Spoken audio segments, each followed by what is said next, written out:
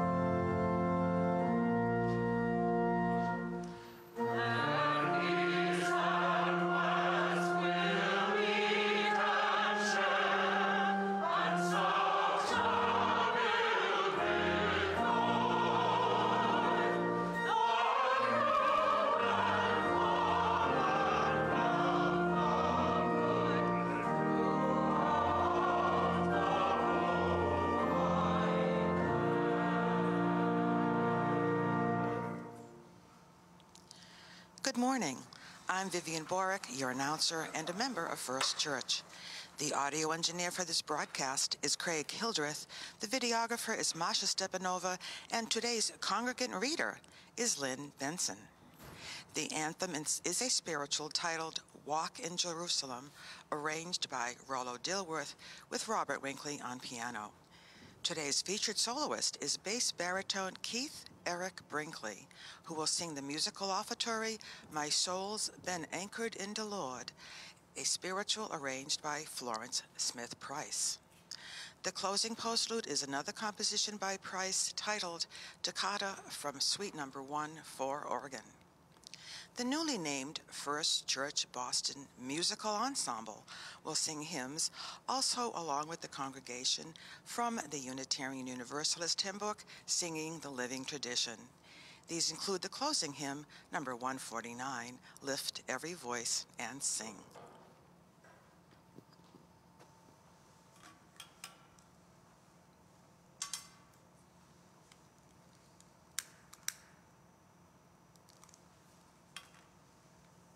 You are the light of the world. A city built on a hill cannot be hid. No one, after lighting a lamp, puts it under the bushel basket, but on the lampstand, where it gives light to all in the house. In the same way, let your light shine before others. You may rise for the First Church affirmation. We could say it in unison. Love is the spirit of this church, and service is its law. This is our great covenant, to dwell together in peace, to seek the truth in love, and to help one another. Thank you. Please be seated. I have no announcements handy. Does anyone else have any announcements for the good of the company? All right. We'll proceed to unison reading, number 580 in your back of your hymn book. We can all read this together.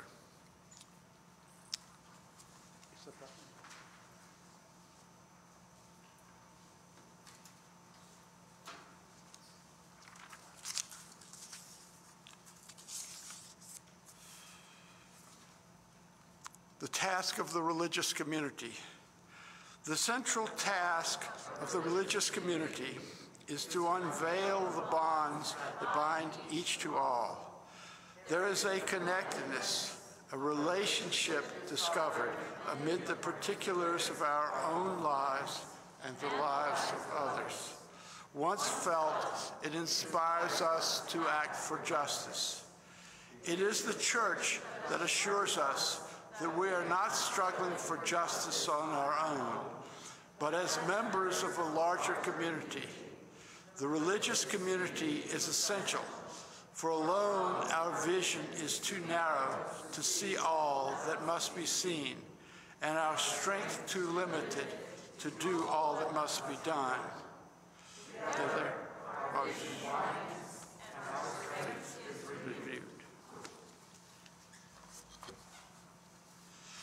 Many of us are in a state of shock from the invasion of Ukraine by Russian forces on Thursday. At a time such as this, thinking about the words we just read about religious community, there is a comfort and strength in community. I opened the sanctuary the day that the Russians invaded and put a sign out front inviting people to come in for prayer and meditation. I renew that invitation now. We have set up a table with a lit candle and votive candles. Anyone who wishes is invited to come forward and light a votive candle and say a few words of prayer or hope or retreat in silence.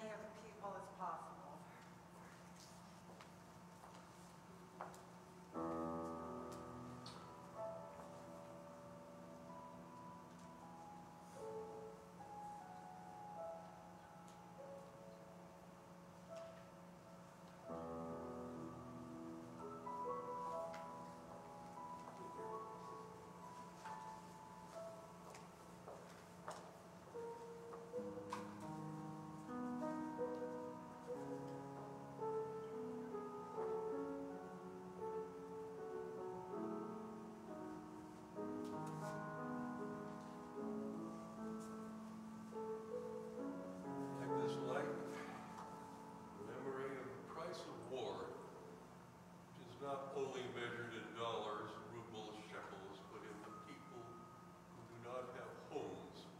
Let us comfort the afflicted, of which there are many, far too many.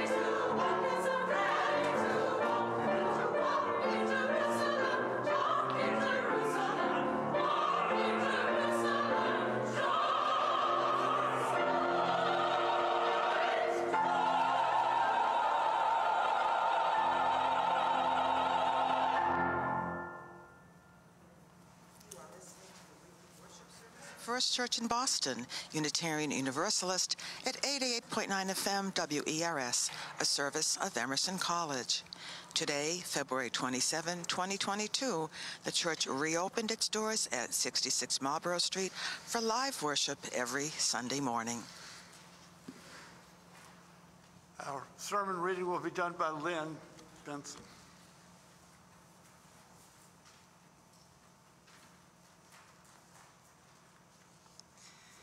The darkness divine. God resides in depth of darkness as in the light of sunbeams. The moon shines brighter surrounded by night, and life is most secure in the black waters of the womb. As the night sky littered with stars demonstrates again and again, there is beauty in darkness and beauty in light. One no more brilliant than the other, one no more necessary than the other, one always complementing the other. Without the heated darkness of the universe, splitting neutrons, electrons, and protons from atoms, life and light would never be.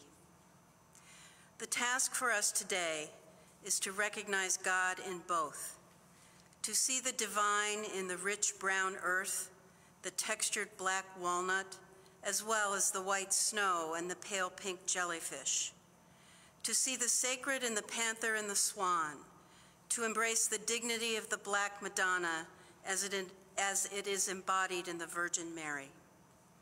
The task for us today is to look into the multifaceted colors of the onyx and see the miraculous spectrum of color produced in the prism of a diamond.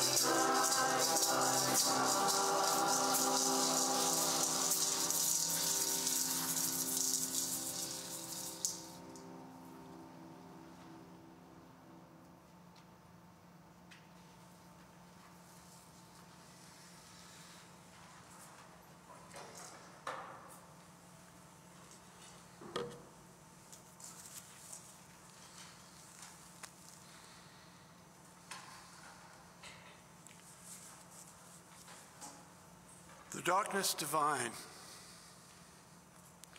We observe Black History Month to try to lift up the many gifts that people of African descent have bestowed on our common lives. We do this because part of the scourge of racism is to devalue the contributions of Black people, to leave them out of history, to ignore them. Ralph Ellison titled his novel about growing up Black in America, Invisible Man. And too many Black people are invisible to the world at large. I believe that Black history should not be restricted to 1 month, and a short one at that. So I try to bring noteworthy people of all backgrounds into our services where appropriate. Today we have a service with music by Black composers, particularly Florence Price, who had classical training and background, but also arranged traditional spirituals. And for my message, I want to introduce you to a recent book by a colleague of mine, the Reverend Kristen Harper, minister of the Unitarian Church of Barnstable, Mass. It is a collection of original poems by Dr. Harper, together with her reflections on color and culture. It is a challenging book to read, both public and intensely personal. I hope that you can hear it in the spirit in which it is written. The subtitle of the book is A Loving Challenge to My Faith, and I believe its startling honesty has the possibility of moving our dialogue on race further down the track. She is not hesitant at all about laying her truth on the line, and this morning I want you to hear her words without commentary or interpretation from me, other than the act of selecting which passages to include and providing a little context. It was a commonplace of my seminary training that our use of terms such as white, bright, light as associations for the good, and dark, black, muddy as associations for bad and evil reflects racism buried deep within our language and religious practice. I realized with the start that I have committed this practice myself since I've come to this ministry at First Church. There were many texts I could have used for a chalice lighting, but I chose one which is from the Sermon on the Mount because it ties in with a sermon preached by one of this church's founders, John Winthrop, on the Arbella in 1630, before that first group of Bostonians had even come ashore. Winthrop said the settlement he intended to create would be as a shining city on a hill, visible to all. But Jesus' words were, "You are the light of the world. A city on a hill cannot be hid. No one, after lighting a lamp, puts it under a bushel basket, but on a lampstand where it gives light to all in the house. In such a way, let your lights shine before others that they may see your good works and glorify your Father in heaven." End quote. I'm now questioning whether that was an appropriate passage to choose. It definitely associates light with good. Listen now to Dr. Harper as she weaves her personal story from childhood into the culture of the time she and we have lived through. Quote, "I was born after the height of the Black Power movement, 2 weeks before the police murdered Fred Hampton. He was the chairman of the Black Panther Party in Chicago. My white adoptive mother introduced me to Hampton, as well as Stokely Carmichael, Huey P. Newton, Bobby Seale, and Angela Davis. She believed that I should know about both civil rights and Black Power activists, so I grew up reading about the Reverend Dr. Martin Luther King Jr. and Malcolm X. I believe she understood that my growing up in a white family in a white town while attending a white school meant that I needed Black pride and Black power in my life. In an effort to compensate for the racism she knew I would experience, my adoptive mother filled my head with the beauty, strength, and resiliency of Blackness, as well as many unflattering stereotypes about white people. Black people had rhythm and soul, white people couldn't dance and had no rhythm. Black people had survived centuries of discrimination and continued to fight for equality and self-determination. White people were weak and needed protection. Black people were intelligent and clever. White people were clueless about the real world. Whenever racism overwhelmed me, she'd say, "Just wait till you meet other Black people. You'll see." I internalized her messages so deeply that I never once wanted to be white, and was surprised when one of the 2 other Black girls at the school asked me, "Don't you hate being Black?"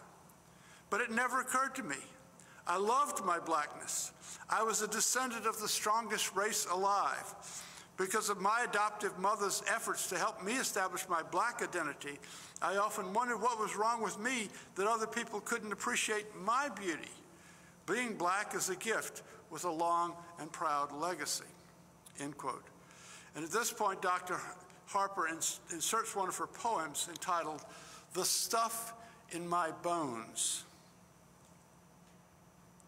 I do not move alone. I move with the kings and queens of Africa, the artisans and wise women, architects and medicine men, the builders and shapers of America, the truth speakers and the soul transformers of a nation separated but not divided.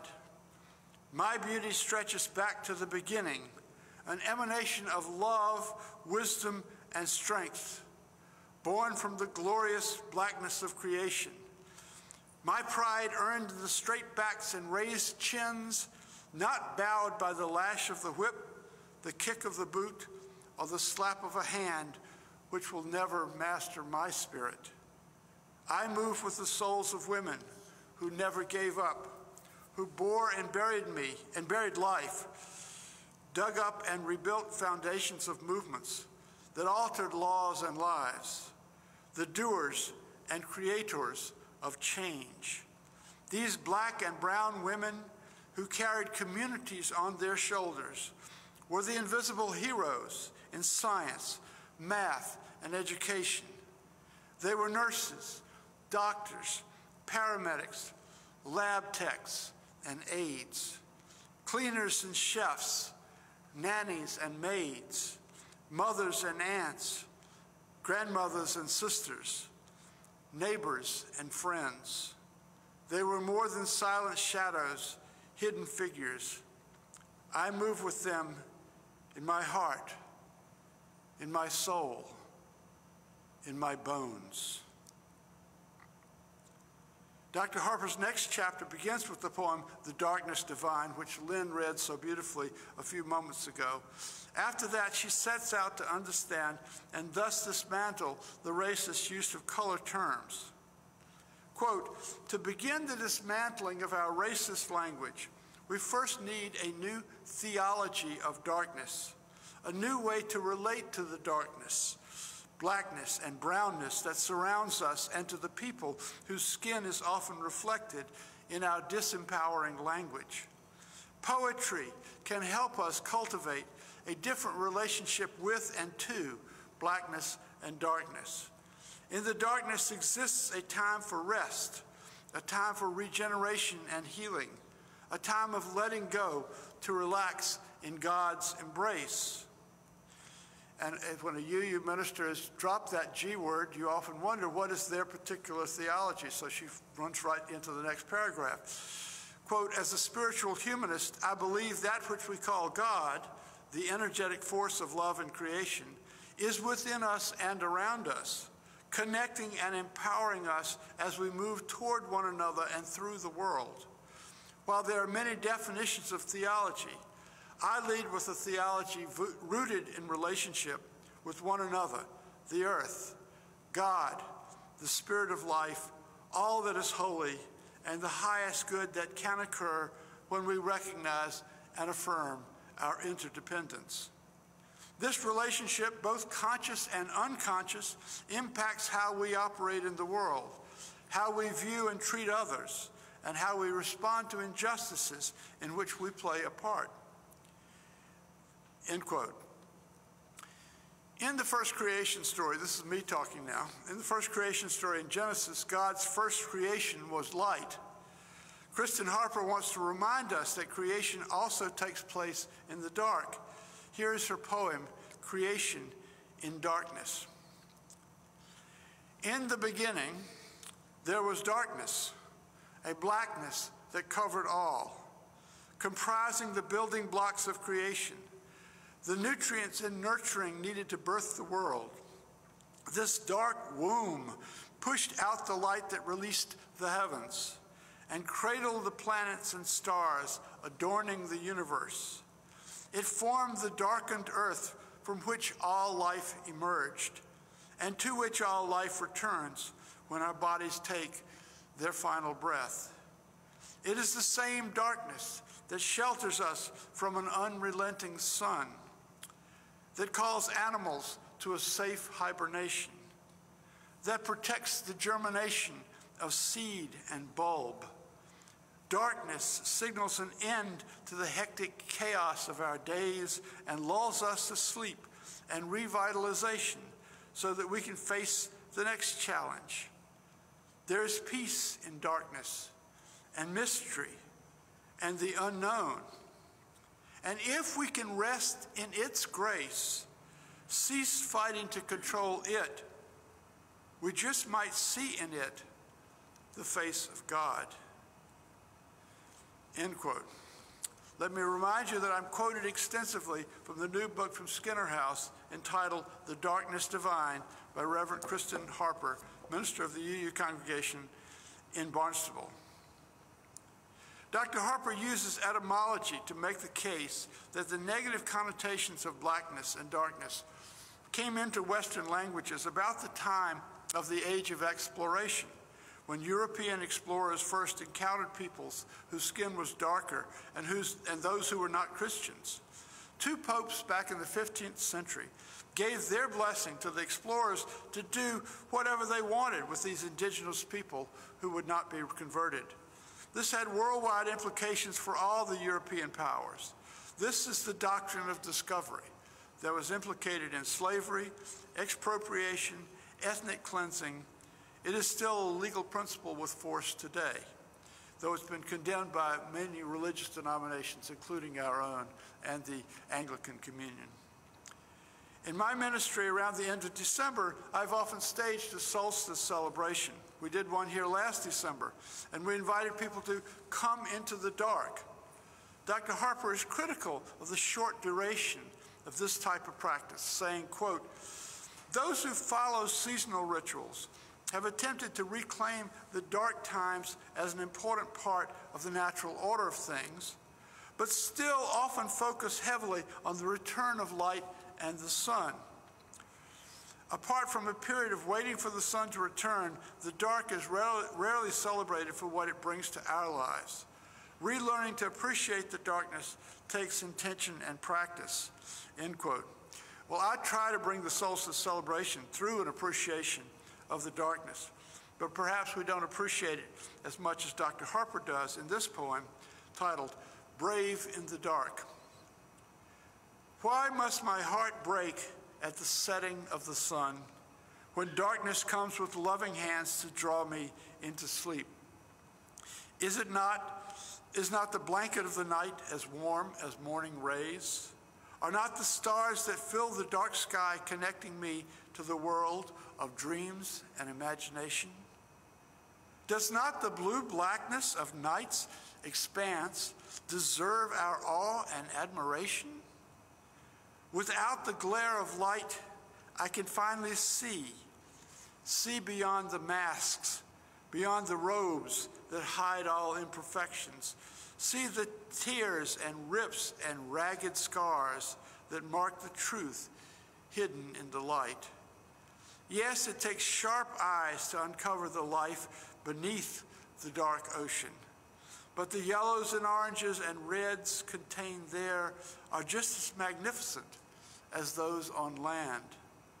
The light does not reveal more to me than the dark. Truth is, my heart is already broken, and the sun sees it not. The blazing fire in the sky does not allow me to speak more easily, to name my suffering and bask in its flare. But in the dark, my tears can fall in relief. In the dark, my scars fade and I can sense healing. In the dark, I can find freedom and can finally be brave.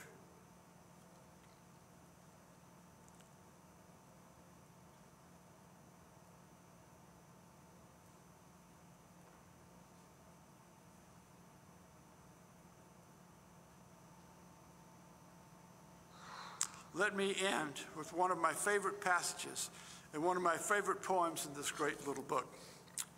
Imagine what color you want the holy beings in your life to be. Quote, would it really matter if Jesus were brown and Jewish? Would his words be less significant if his skin was the color of rich chocolate? Would his darkness negate the compassion he bestowed upon the soul of a world so desperately in need? Would you not appreciate his power to heal the wounded heart, bring people together, provide hope, and promise salvation if his hands were the color and texture of walnuts? Can we not imagine a God bringing forth beautiful darkness, to shine the fire of justice upon the least of these, to upend the marginalization of his people? If Jesus were black, would his love be any the less transforming? And after that soaring passage, this self-proclaimed humanist gives us a beautifully sensitive and heartfelt rewriting of the 23rd Psalm, and I will close with that. Quote, love is my shepherd, I shall not want. Love embraces all of me in her green pastures. Love cradles me in her still waters. Love restores my soul. Love compels me toward justice for the world's sake. Even though I walk through life with death ever before me, I fear it not. For I walk not alone. Love is with me. Her deep roots and dark wings, they comfort me. Love brings me to the table in the presence of those with whom I am at discord. Her rich brown hands bless me with the oil of compassion. Surely goodness and mercy shall follow me all the days of my life, and I will dwell in the arms of love my whole life long. Amen.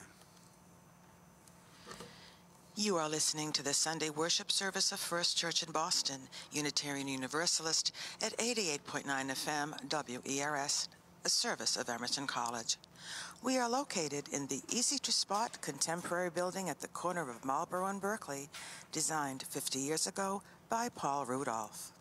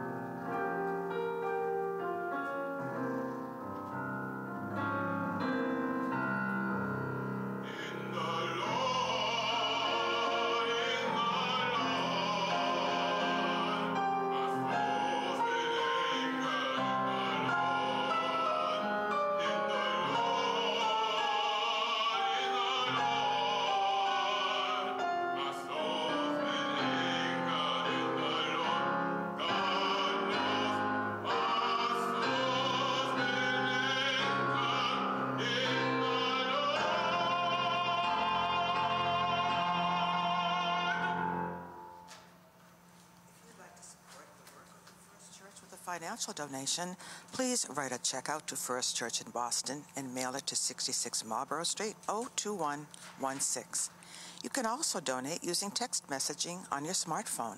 Simply text the dollar amount, 5, 10, 20, etc., to 617-917-5610. You will receive confirmation by email. Thank you.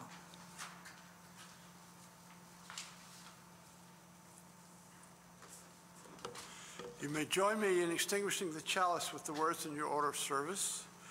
We extinguish this flame, but not the light of truth, the warmth of community, or the fire of commitment.